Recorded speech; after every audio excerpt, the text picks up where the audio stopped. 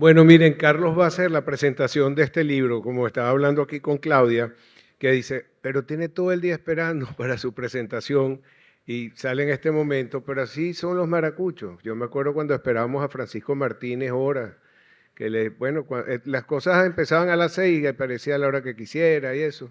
Pero bueno, él va a hacer la presentación de este libro, Camino al Futuro Venezuela 2035, una oportunidad de crecimiento, donde, bueno, vale la pena que lo consigan, lo lean y lo estudien. Habla de las megatendencias, los vectores de crecimiento, los cambios tecnológicos y competitividad, y trata en profundidad el tema de la inteligencia artificial. También revisar las coordenadas para el 2035. También tenemos las habilidades de cómo responder a las nuevas tendencias y avanzar hacia los nuevos desafíos. Nuevos planteamientos para los habilitadores, propuesta programática del sector privado y los hechos, la necesaria revisión del modelo de negocio. Y comienza con esta frase de Yuval Noah Harari, que es un estudioso del futuro. Dice, la tecnología no debe ser una barrera para el conocimiento, debe ser una herramienta para alcanzar el progreso y el bienestar. Gracias, Pedro. Buenas tardes. Disculpen la pequeña demora. Bueno, tenemos para mí un momento muy esperado. Vamos a hacer una presentación compartida. Básicamente la va a hacer la doctora Claudia. Yo solamente voy a esbozar ligeramente de qué se trata, el por qué. Y bueno, hoy presentamos el segundo aporte, digamos, bibliográfico de Camino al Futuro. Estamos presentando un libro, una edición que salió ayer, que está disponible para quienes tengan interés en el sitio donde nos acreditábamos, y por supuesto también está disponible físicamente, quiero decir. Y por supuesto digitalmente está disponible en la web. Y esta segunda versión tiene varios elementos que considero que son muy importantes. En primer lugar, que recoge mucho del proceso de consulta que se desarrolló en el país después de que presentamos el documento el año pasado en Mérida. Recoge lo más sustantivo de los aportes que hicieron los 560 y tantos participantes del concurso de escritos de Camino al Futuro, las mesas de trabajo que se hicieron sobre ofertas portables, lo que se hicieron sobre nuevos modelos de negocio, las discusiones que se hicieron en la Comisión de Liderazgo Emergente, los aportes que recibimos de reuniones bilaterales con dirigentes políticos, dirigentes sociales, universidades, foros o eventos bastante estructurados que se hicieron en algunas cámaras del país para discutir un poco por qué se decían algunas cosas en nuestro documento. Y eso básicamente lo que tiene es una actualización. Pero también recoge, por supuesto, las conferencias que se dieron dentro del programa después de que se publicó el primer libro. Yo creo que hay aportes importantísimos, hubo unos conferencistas muy interesantes. Y quizás hubo una conferencia que nos planteó un elemento adicional y que tratamos de incorporar, que era precisamente el futuro como espacio de encuentro. Que yo creo que es una luz muy interesante que recibimos en algunas de esas conferencias de cómo comenzar a construir esos grandes consensos, esos grandes temas fuera de la diatriba. Y un poco lo que trataba de decir anoche, dejemos de llevar más por el propósito que por intereses antagónicos que en un momento determinado podemos tener, y que es natural que existan pues intereses antagónicos en el curso de la vida de cualquier persona, de una institución. Y eso es un poco la invitación. Y en segundo lugar, este libro también tiene, increíble, pero es así, cómo también han cambiado las megatendencias en apenas un par de años. O sea, las velocidades, los ritmos, las incorporaciones de muchas de las megatendencias que parecían incipientes hace 2, 3 años, hoy en día son una absoluta realidad en algunos aspectos. Otras han perdido quizás algo de fuerza, y cómo esas megatendencias de alguna manera también las hemos ido asimilando en el proceso productivo venezolano. Cosas, cuando planteamos hace 3 años, que muchas veces nos pedían un cable a tierra, a realidad, hoy en día son el discurso y la actividad casi que cotidiana en algunos sectores. Me refiero específicamente, por ejemplo, en el caso de la agricultura. Cuando empezamos a irnos al futuro, a hablar de agricultura de precisión, etcétera, etcétera, la respuesta era: ¿y cómo vamos a hacer si no tenemos gasoil? Hoy en día vemos el trabajo de nuestros agricultores, los discursos, el mismo temario, por ejemplo, la asamblea de FEDEAGRO, etcétera, son en realidades montadas pues precisamente en esas megatendencias que son indetenibles. Y en tercer lugar, y no menos importante, hicimos un esfuerzo de vincular esas tendencias, esos objetivos que nos pusimos, esa visión de futuro del 2035, con las metas de los Objetivos de Desarrollo Sustentable de las Naciones Unidas. Hicimos un esfuerzo de identificar cada una de esas metas que nosotros habíamos identificado, con cuál objetivo de desarrollo sustentable de las Naciones Unidas se vincula, y qué podemos tomar de esos esfuerzos que se hacen a nivel global, a nivel de Naciones Unidas, de muchísimos países, para acelerar precisamente en Venezuela la realización o la consecución de esas metas. Como ustedes perfectamente podrán comprender, para que explique esas cosas necesitamos una persona como Claudia Curiel, porque yo simplemente termino siendo quizás un aplicado lector de todos los pensamientos y las elaboraciones que hace Claudia, así que voy a pedirle a Claudia que suba a hacer la exposición, y muchísimas gracias a ustedes por su atención.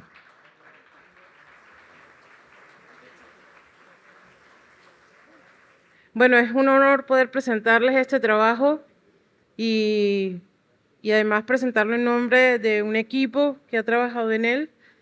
Acá en la sala me acompaña Adriana Aguirre, parte de ese equipo desde el día 1 de Prospectiva 2035. Fíjense, buena parte de este esfuerzo, de este documento que se presenta hoy, como decía el presidente Fernández, se desprende de intercambio con muchos de los que están sentados en esta sala, de hecho, con buena parte de quienes les acompañan en sus reuniones empresariales, pero también con muchos interlocutores que se han acercado a preguntar qué es esta compilación de tendencias, qué es esto que está pensando el sector empresarial privado venezolano. Y justamente para hacer honor a tanto intercambio, a ese mandato del documento del año pasado, que también llevaba la primera parte de su título era Camino al Futuro Venezuela 2035. En aquella oportunidad decía bases para la discusión y construcción colectiva de un nuevo modelo de desarrollo.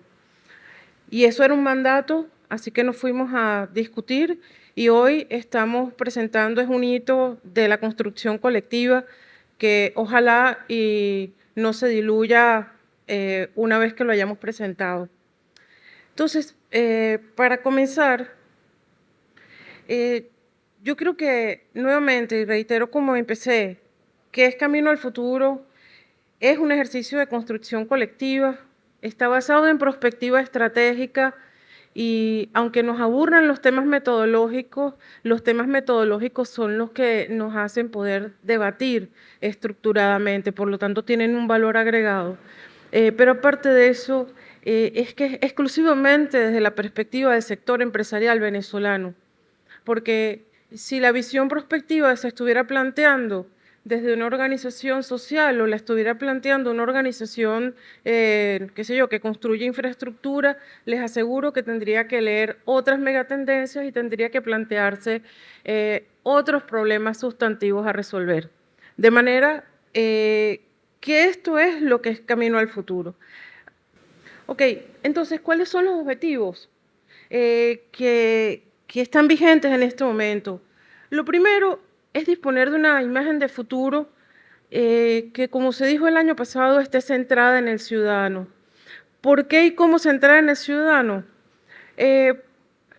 Bueno, porque todas las tendencias y todo lo que se está trayendo a colación es para mejorar y solucionar la vida de las personas con el esfuerzo empresarial. Pero al mismo tiempo, esa imagen de futuro que queremos construir y que queremos compartir se enriquece con una interlocución que tenemos que insistir en poner la vista en un horizonte temporal mucho más allá de la coyuntura para poder tener una orquestación estratégica efectiva. Pero al mismo tiempo, dentro de estos objetivos tenemos que organizar y generar muchísimos más intercambios con diversos actores. Tenemos que compilar aportes y por eso esto es un proceso vivo. Y además de eso, pues concluir en el cuarto objetivo de esta entrega, ese aterrizaje que se pidió el año pasado, es una compilación de una propuesta programática, es llegar a líneas de propuestas de política pública.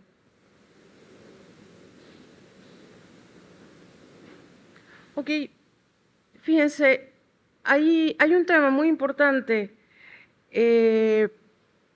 y es que el punto de origen de Camino al Futuro y de todo el ejercicio de Prospectiva 2035 es reconocer que el país está cambiando de una configuración en la cual la renta petrolera tenía el protagonismo, pero ciertamente ahora en esa transición tenemos que reconocer no solamente que el sector privado va a ser el eje protagónico de la economía y en la mañana de hoy hemos visto unos ejemplos que nos dan muchas luces de cómo se tejen las economías cuando el sector privado tiene un rol muchísimo más importante del que ha tenido en el caso venezolano.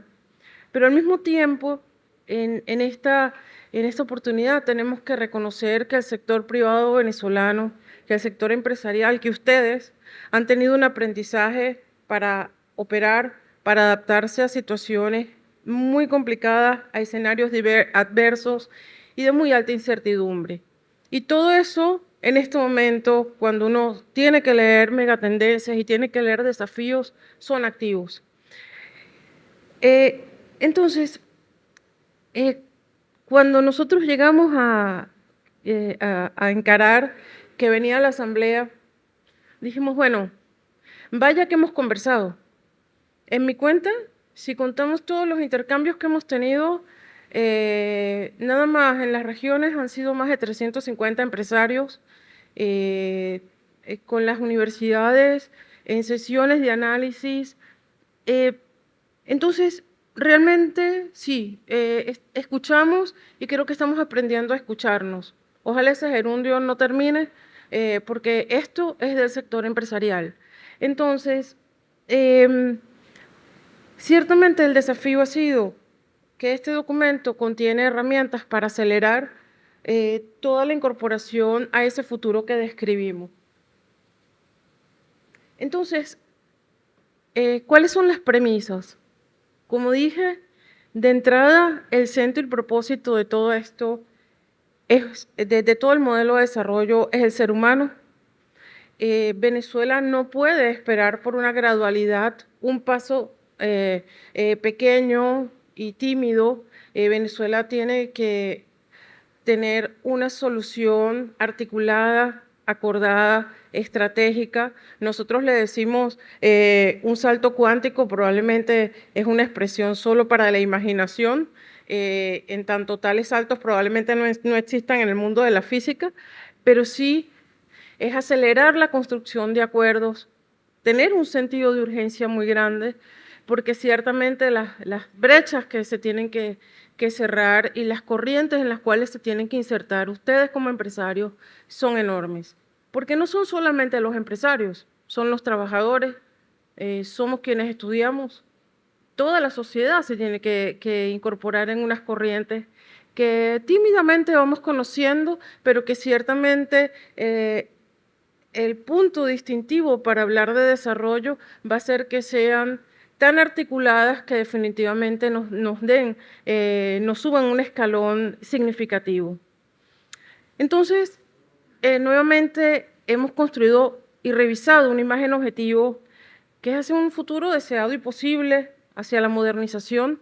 Creo que la modernidad es una categoría que tenemos que enriquecer sin timidez, más bien abrazarla con entusiasmo, con pasión, y al final no vamos a tener todas las respuestas antes de dar pasos, sino que tenemos que apurarnos en ir hacia ellos.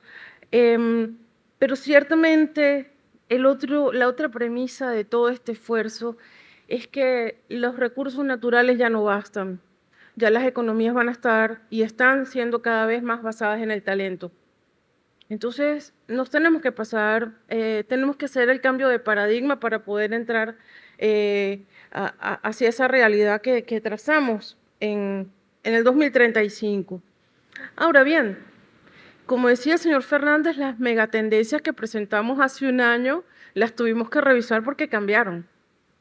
Es decir, este esfuerzo, probablemente haya un documento de tendencias la semana que viene que nos obligaría a hacer otra revisión.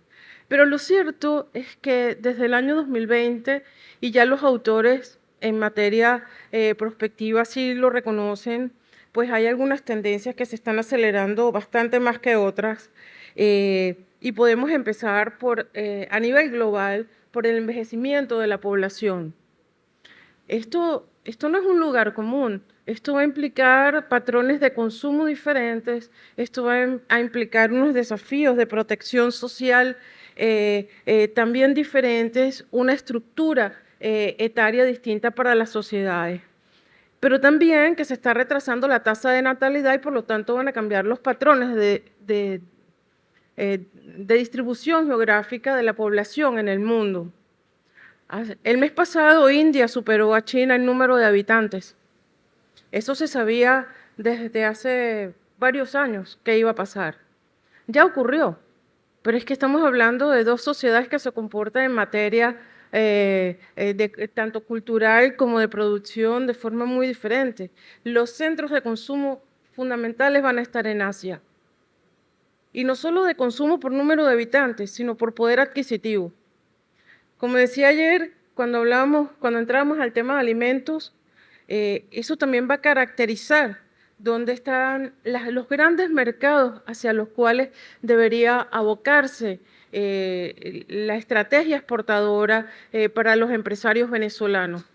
Y eso no es poca cosa, porque es para exportar, como se ha dicho en las presentaciones de hoy, con todas las herramientas y con todas las posibilidades que se puedan emplear para ser competitivos y conquistar esos mercados. No es por definición que si Asia tiene un déficit de alimentos, Venezuela lo suple, no. Es en el mercado, es compitiendo y por lo tanto todo este mensaje nos tiene que sensibilizar a cómo apuramos el paso, porque vamos a estar compitiendo con toda la región.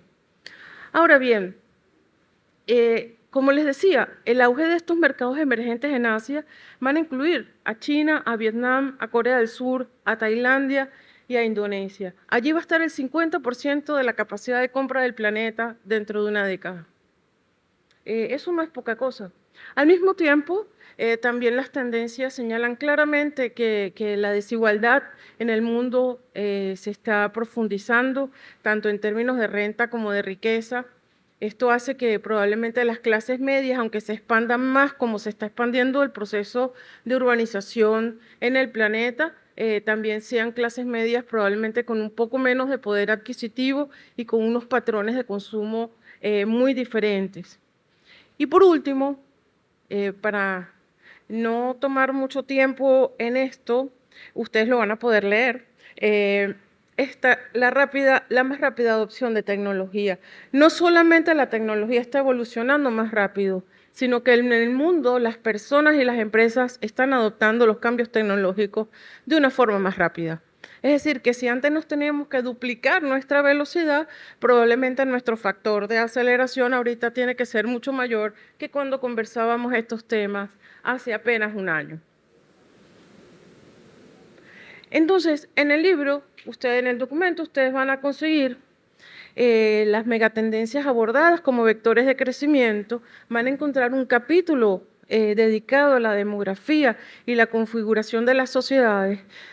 Tuvimos que meternos en un capítulo de geopolítica y temas institucionales. Y nos metimos en temas de geopolítica porque básicamente la geografía económica del planeta cambió y el papel de China y la rivalidad con Estados Unidos está cambiando muchísimo. ¿Cuáles son las oportunidades para el aprovechamiento también de los temas de minerales y las cadenas de suministro relacionadas con todo lo que es la conectividad? Pero al mismo tiempo es un clamor universal que la economía mundial está sobreendeudada. Y el tema del endeudamiento hay que abordarlo de otra manera, hay que leerlo hay que comprender qué está pasando allí, qué pasa con los mercados de países emergentes, porque esto va a caracterizar los temas financieros y eso sí que es una materia real, concreta y pragmática. Y al mismo tiempo, pues el papel de la inteligencia artificial, le hemos dado espacio a la inteligencia artificial dentro del documento, porque consideramos que es un debate que está en el tope a nivel global y que también tenemos que tratar de poner suficientes fuentes para desmitificar el tema y poner elementos que realmente sean útiles para la reflexión y el pensamiento estratégico. Al mismo tiempo, abordamos el tema de, por supuesto, el tema de cambio climático, las megatendencias en esa materia, e incorporamos una parte exhaustiva sobre el tema del agua, el agua como recurso. ¿Qué está pasando en la humanidad? Países que tienen unos déficits de agua muy grandes y nosotros tenemos allí unas ventajas enormes. ¿Qué está pasando en esa materia y cómo en Venezuela deberíamos sensibilizarnos respecto a cómo cuidamos nuestros acuíferos y cómo abordamos el tema de lo que se llama el estrés hídrico? Asimismo, tenemos los potenciales cambios en las cadenas de valor. Esto tiene mucho que ver con lo que decía antes de la geografía económica y dedicamos un apartado a todas las megatendencias en cuanto al sistema alimentario mundial, no solamente desde cuáles son los mercados, sino las tecnologías, las cadenas, la competencia y el futuro del consumo en distintas aristas.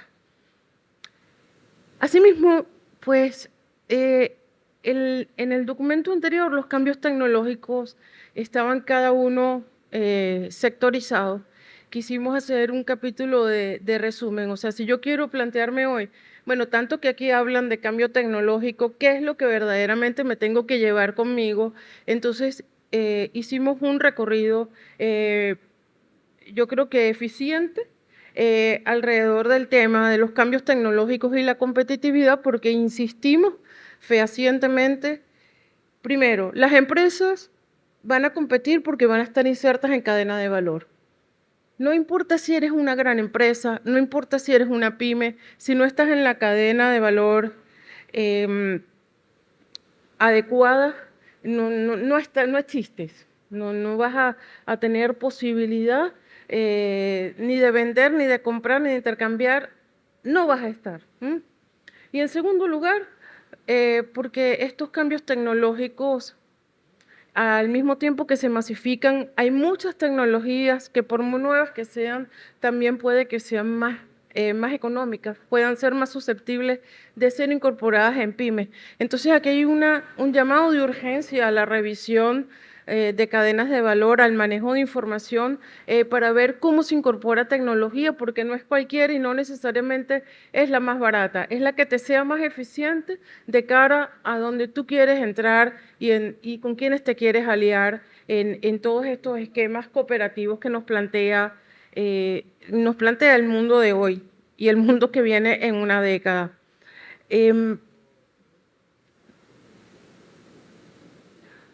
Entonces, fíjense, nosotros cuando hicimos el primer documento nos estábamos planteando unas interrogantes. Siempre en las premisas que les comenté antes, hay algunas de estas preguntas que cambiaron.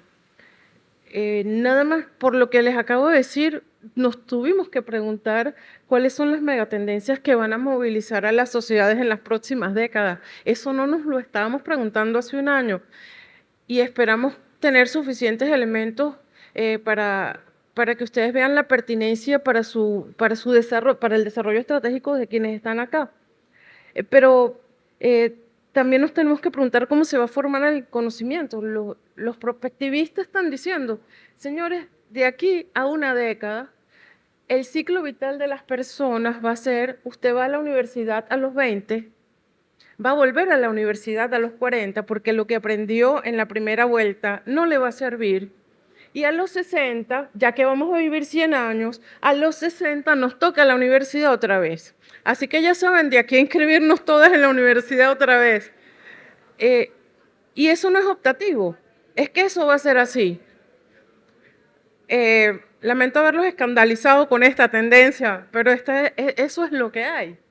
Y por eso, y esos son los contrastes que nos llamarán la atención de por qué nos tenemos que poner en alerta con todos estos asuntos.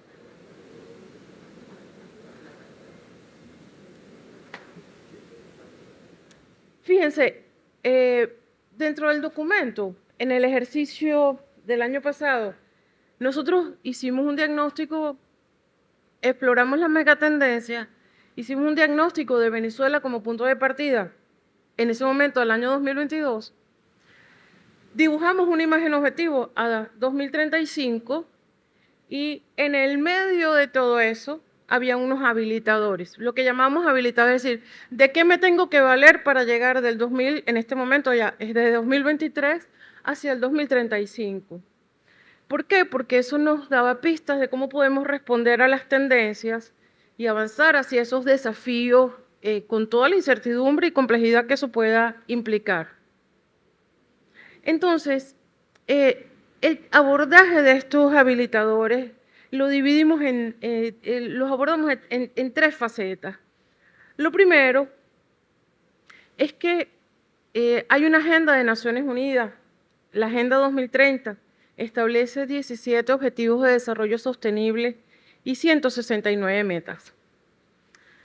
Ahora bien, esas metas especifican iniciativas de política pública y si uno lee más, tiene el benchmark de mejores prácticas en otros países. ¿Por qué esto es valioso? Porque cuando cruzamos los habilitadores, es decir, aquello que identificamos que nos podía llevar desde ahorita al 2035, vamos a tener unos referentes con benchmark internacional, valiéndonos del cruce con esas 169 metas. Entonces, no pretendo que ustedes vean grandemente allí, para eso es el libro, ¿eh? Esto es una campaña de intriga para que busquen el libro. Entonces, fíjense. Ok, gracias. Fíjense, por ejemplo, nuestro primer habilitador, ¿verdad? Es un conjunto de tópicos que tienen que ver con empleo, relaciones de trabajo, emprendimiento y la conexión con la diáspora. Fíjense, este habilitador tiene contenidos con el objetivo, el ODS 4, el ODS 5, con el 8, el 9, el 10. Es una riqueza enorme la que conseguimos cuando hicimos el ejercicio. Nos llevó unas cuantas semanas aprender tanto. Ustedes lo tienen sintetizado en el documento. ¿De qué se trata? ¿Por qué hicimos esto? Primero, para enriquecer, que cuando hablamos de ODS no son enunciados que nos suenan bonitos y con los cuales quedamos de lujo, si mencionamos 2 o 3. Es que tienen una utilidad mucho más allá y el sector empresarial con esta agenda estará igualando su capacidad de interlocución con otros sectores empresariales, porque al final estamos hablando de un mundo más conectado y que tiene que ser necesariamente asociativo. Entonces, después que cruzamos todos los grupos de habilitadores con los ODS, los revisamos. Y los revisamos porque ya teníamos otras megatendencias y porque ya sabíamos que tenían que ver con las metas de desarrollo sustentable. Entonces, en cada uno de estos capítulos ustedes van a encontrar novedades. Todos estos capítulos se enriquecieron con las conversaciones que tuvimos con ustedes, con las conferencias que están colgadas en el portal de Prospectiva 2035 y con los ensayos, con los trabajos que se presentaron en el concurso nacional de artículos, que para eso lo convocamos. Nosotros convocamos un concurso de ideas para enriquecer Camino al Futuro y en este capítulo está claramente plasmado que ese ejercicio, esto es una respuesta a esa receptividad y esa generosidad que tuvieron las universidades para con Fedecámaras. Ok, entonces después de todo eso, si ya tenemos megatendencias, ya tenemos habilitadores, ya tenemos una nueva imagen objetivo que no se las mostré para ahorrar tiempo y para que vean el libro, ¿qué nos quedaba? Aterrizar. Aterrizamos con 2 cosas. y la más importante es llegar a una propuesta de políticas públicas que incorpore no solamente lo que en el punto de partida ya sabemos de la economía venezolana, sino cuáles son las pistas para interlocución de policy con diferentes actores. Venezuela va a entrar en varios eventos de debate, voy a decir electoral, pero ciertamente la política está sobre la mesa y el sector empresarial aquí va a encontrar una guía de cuáles son las policies coherentes con camino al futuro. Entonces, esta propuesta programática básicamente se plantea desde el nuevo paradigma. Si Venezuela no tiene una economía rentista, entonces, ¿cómo pienso las políticas públicas? Las tengo que pensar distinto. Pero al mismo tiempo, yo creo que, y esta frase la pongo entrecomillada, no se puede seguir dando por sentado el hecho económico, hay que construirlo, les toca a ustedes. Así que vamos a ver, esperemos que todo esto sea de utilidad. Y por último, yo creo que es muy importante que la experiencia, especialmente en los últimos 3 años, nos ha demostrado que el sector empresarial, cada vez que le dan un espacio con incentivos claros, responde. Entonces, la propuesta de policy está muy orientada a los esquemas de incentivos. Entonces, hay 11 capítulos, no se los voy a leer, porque además, si no, el tema es provocar que vayan a leer para poder seguir debatiendo. Entonces, los temas desarrollados para la propuesta programática son estabilidad macroeconómica e impulso para el crecimiento, revisión de marco institucional, acceso a mercados de integración, petróleo y gas, esquema tributario, tenencia de la tierra, cambio climático y transición energética, impulsar la productividad y la competitividad, política laboral y de emprendimiento, innovación y sociedad digital, y un capítulo dedicado a las oportunidades para atender mercados de exportación de alimentos. Esto es una propuesta programática desde el sector privado que está leyendo Camino al Futuro. No es una propuesta para arreglar todo en el país, ni desde todas las ópticas. Entonces, reconociendo eso, voy a pasar brevemente por los capítulos y ya ustedes tendrán oportunidad de consultarlos. Entonces, en materia de estabilidad macroeconómica e impulso para el crecimiento, básicamente los postulados es que toda la economía del país, toda economía tiene que cumplir con condiciones estables y predecibles, ser conducida con criterios que se conforme una base de referencia ¿para qué? Bueno, para que ese entorno sea adecuado para los negocios, el funcionamiento del sistema de precios y la gerencia de expectativas por parte de los agentes económicos. Esto a ustedes les debe sonar que es un deber ser y por eso está allí. Porque sin eso, y después de haber atravesado la hiperinflación, todos sabemos que eso es un mínimo. Pero al mismo tiempo, la estabilidad económica a corto y mediano plazo pues necesita un manejo eficiente tanto de la deuda pública como del gasto e incentivos para la inversión y la reducción sostenida de la inflación. Hay un conjunto de propuestas solamente en esta materia, pero también en materia macro está el tema de las cuentas fiscales equilibradas. Ya nosotros sabemos muy bien qué nos hace cuando las cuentas fiscales no están en equilibrio y, por supuesto, el tema de la estabilidad y eficiencia en el entorno macro. Y por otra parte, hay que recuperar el equilibrio fiscal en la economía. ¿Cómo se hace eso? Bueno, allá hay algunas propuestas para llegar allá. Les dejo la lectura de la letra chiquita, porque si no, no salimos de aquí. Y en tercer lugar, dentro de la estabilidad macro, pues hay que estimular oportunidades de inversión y participación del sector privado y por supuesto el tema de la seguridad jurídica.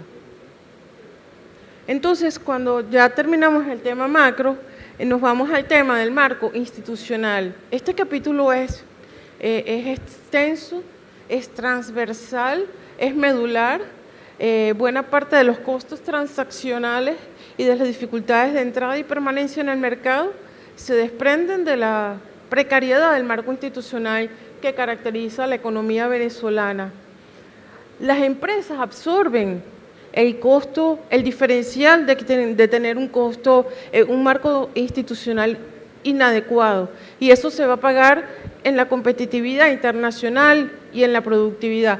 De manera que este capítulo es fundamental y abarca muchísimos temas.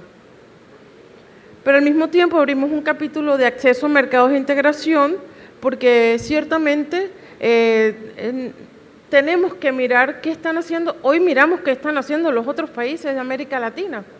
Se están integrando, están firmando unas pautas de integración comercial que no son desconocidas en Venezuela. Aquí tenemos otra vez pistas para eso. En materia de petróleo y gas, pues ciertamente, entendiendo que los recursos son de la nación, facilitar alianzas con actores privados y darle unas normas a este sector probablemente que nunca ha tenido. Pero la discusión no puede ser meramente distributiva de quién se apodera de la renta. Aquí estamos hablando de quién explota mejor el recurso, quién lo comercializa, y al final cambiar un poco cuáles son las reglas, reconociendo el papel principalísimo que va a seguir teniendo el petróleo, pero también abriendo el espacio para el gas, porque es un componente esencial para poder montarnos en una agenda de transición energética en Venezuela. No lo es todo, pero es una parte sustantiva. También tenemos un tema tributario. Hoy escuchamos que en otros países de América Latina las empresas tienen una relación con el Estado muy distinta porque pagan impuestos y sostienen las finanzas públicas. El esquema tributario tiene que ser la síntesis de eso. Y esa síntesis también va en esquema de incentivos y dar señales muy claras de tanto cómo se financia como quién lleva las cargas de esa transformación de la economía. Tenemos un capítulo breve en materia de tenencia de la tierra. ¿Por qué? Porque desde hace rato habrán intuido que sí estamos apostando por ese sesgo de una Venezuela exportadora, involucrada en las cadenas de suministro globales en materia de alimentos, donde va a tener unas ventajas que tiene que desarrollar y que tiene que incorporar. Y básicamente el tema de tenencia de la tierra es una discusión que tenemos que extraer porque es básica para poder llegar a completar ese capítulo en materia de alimentos. Por supuesto que tenemos pautas en materia de cambio climático y transición energética, es uno de los temas que tiene que ocupar al empresariado. Un capítulo completo dedicado al impulso a la productividad y la competitividad, sin la cual pues no podemos insertarnos en todas las dinámicas que les estoy comentando. Y por último hay dos partes. Un capítulo de política laboral y de emprendimiento que tiene mucho que ver evidentemente con todos los habilitadores en estas materias que son muy profusos dentro del documento, y no podía faltar un capítulo dedicado al tema de la innovación y la sociedad digital. Bastantes trabajos recibimos sobre esto en el concurso, mucha inquietud percibimos de cómo es esto que tenemos que incorporar nuevas tecnologías. Lo cierto es que no le podemos perder el miedo, le tenemos que perder el miedo a la tecnología, es que no nos va a comer. Y si no avanzamos hacia allá, es que nos vamos a quedar fuera del mercado. La tasa de mortalidad de empresas en el mundo ahorita está dada por las empresas que no se incorporan tanto en procesos de transformación digital como de adopción tecnológica. Entonces, todo lo contrario, yo creo que esto lo que hace es darle un papel fundamental a los gremios, porque todas estas dinámicas van a descansar sobre las espaldas de quienes son capaces de tejer acuerdos y estrategias colaborativas para acelerar esa adopción tecnológica. Y para cerrar,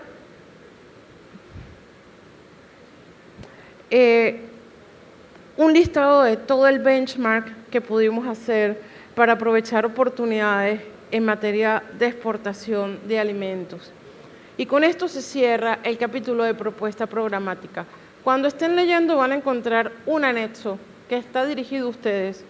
Hicimos un manual, un instructivo.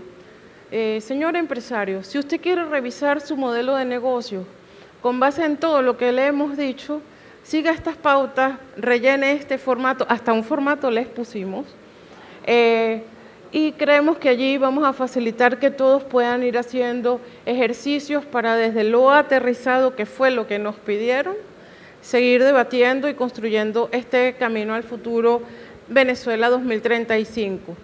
El libro ya está colgado en el portal de Prospectiva, entiendo que estará colgado en el portal de Fedecámaras y estamos a la orden de todos ustedes porque esto es un proceso en el cual todo el equipo técnico está a la disposición de seguir haciendo que el empresariado venezolano se convierta en lo que está llamado a ser. Muchas gracias.